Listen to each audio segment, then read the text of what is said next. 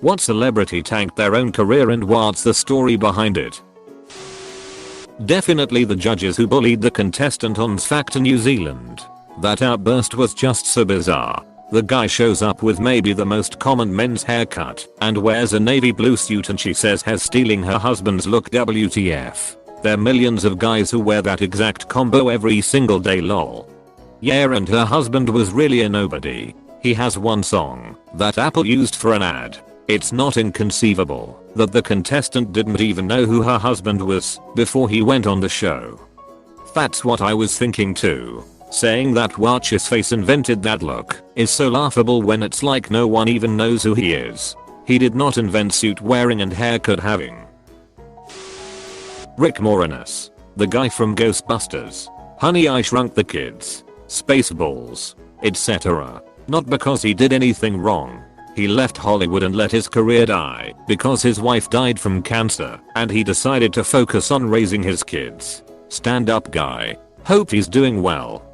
He just cut back and chose smaller projects and voice work so he could raise his kids in his hometown. Anthony Edwards I think did the same thing. That he stepped back from Hollywood so he could be there for his kids. Never heard that one. I watched Top Gun every weekend when my parents first divorced in the 80s. We had Top Gun and Roger Rabbit. O.J. Simpson. I like how every post on this thread has an explanation except this one. None needed. His actions led to one of the worst things ever. The Kardashians. CeeLo. He said there was nothing wrong with spiking women's drinks. And posted on Twitter that it doesn't count as rape if she was asleep and couldn't say no. Seriously, he was just on The Masked Singer UK. Can't believe this. I really hate that he still has a career. It may have already been said in here but Macaulay Culkin, Home Alone. And honestly I think it's a good story. He was just tired of being a child star and wanted a normal life. While some people make fun of how he looks now, he's just living life and having fun. He has a band called Pizza Underground where they sing about pizza and tell jokes. I just think it's good to see some of the celebrities that tanked, but for good reasons. He did a spoof as Kevin McCallister all grown up, ducked up, and driving Uber. It's a ducking riot, link. B/E7way, 8SS. Macaulay is one of my favorite people right now. Made a pretty good comeback in the last few years. Really wish the best for him. He was great on Angry Video Game Nerd and some of the Red Letter Media videos. TJ Miller. Dude had a brain tumor removed a while back, taking out part of his brain, and then he got arrested for calling in a fake bomb threat in 2018. Absolutely nuked his career. I love Silicon Valley and it just wasn't the same after he left. In saying that, I much prefer him as an actor versus seeing him do stand-up. I was living in DC and TJ Miller was on the local morning radio show to promote his weekend run of shows. I'd known who he was, but had never seen his stand-up. He had me absolutely pissing myself, and I immediately bought tickets for his show.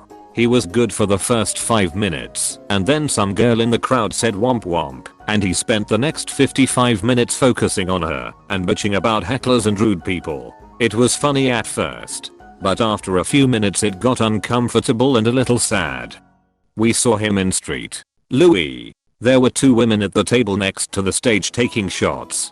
He mentioned it, and they shared that they were nurses who had just finished their shifts. He bought them a few drinks and shots, which we thought was nice, but I guess he hadn't realized that they had quite a bit before he came on stage. They were quickly out of control drunk, wouldn't stop interrupting, and were escorted out by security. TJ spent the rest of the set making fun of them, and it was crazy uncomfortable. For those too young to remember, he was huge in the 90s and early 2000s with multiple top albums and songs on the Billboard rap charts. He had trouble with the law, guns, drugs, animal cruelty his whole life. In 2004 though, he had multi-platinum success and was still relevant and touring regularly. He was supposed to catch a flight from JFK to a concert where he was performing.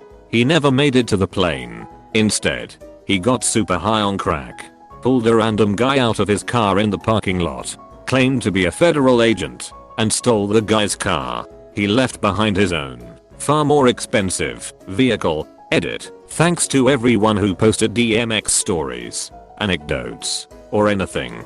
I wish he was our president right now. If I had nickel for every time I fell asleep on the 2 train listening to It's Dark and Hell is Hot and woke up in Wakefield, I would have at least 15 cents. What's my name? Sounds more like X gonna take it from ya. But he also left his vehicle for them to use. So he takes. But he gives more than he takes.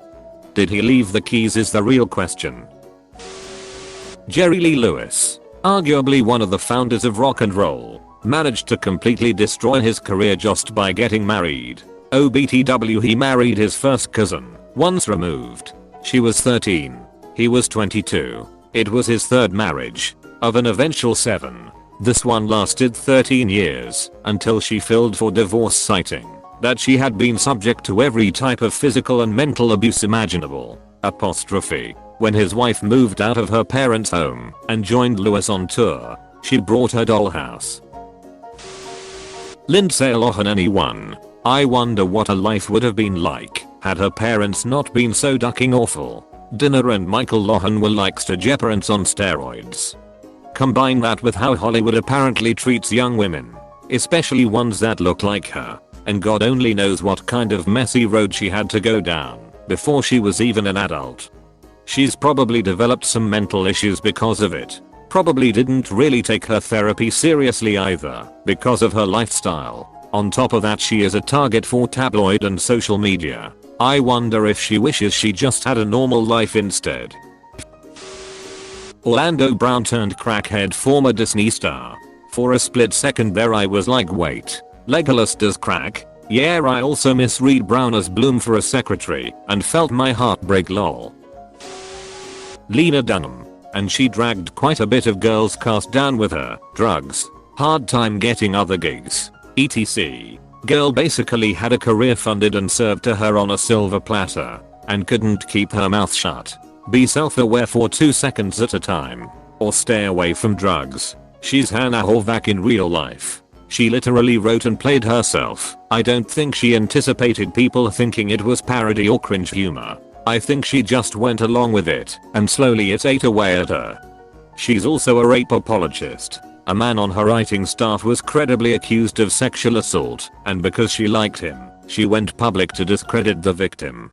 Terrible human. And she was precious about it, declaring she had known the guy for half a decade. Aaron Carter made a threat to kill brother and sister-in-law, which resulted in a restraining order. Got a huge face tattoo. Also got a woman's name tattooed on his eyebrow. Sends his revolving door of cam girly exes to jail, claiming they assaulted him. Was posting pregnancy pic with one girl Monday. Had a new GF by Wednesday. Suspect drug use, gold. He came to my college campus back in like 2014 for some throwback event or something. He was clearly drunk and was literally crying on stage about cheating on Lizzie McGuire before he pulled some random chick onto stage and kissed her. It was wild. OMG Central Hallapalooza 2014. A fellow survivor of the Dale.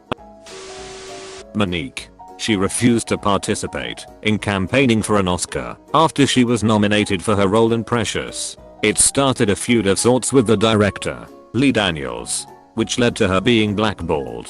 Or so she claims. She hasn't really worked again since winning an Oscar, which is pretty odd. Also, she got in a feud with Oprah, which you don't do if you want to survive in Hollywood.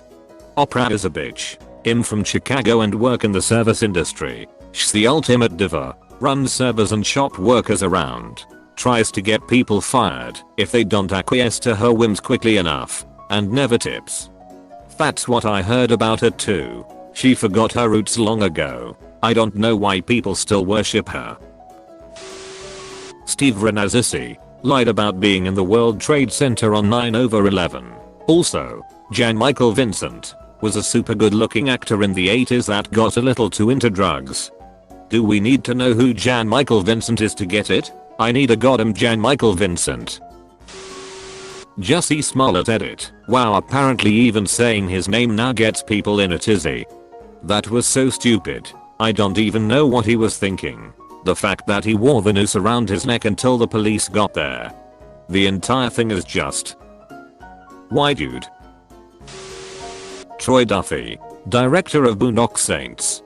Basically, his arrogance tanked his career. Troy Duffy was /Zaz0 portrayed in the film /Zaz0 as /Zaz0 an egomaniacal maniac, obsessed with the heights of his talent and abusive to his friends. He goes on to lose his mega deal with Harvey Weinstein, his friends, and his Hollywood connections. Link.com/Troy Duffy Boondock Saints link.com/Troy Duffy Boondock Saints The director of the documentary about it, Tony Montana, is somehow even more delusionally arrogant than Troy Duffy.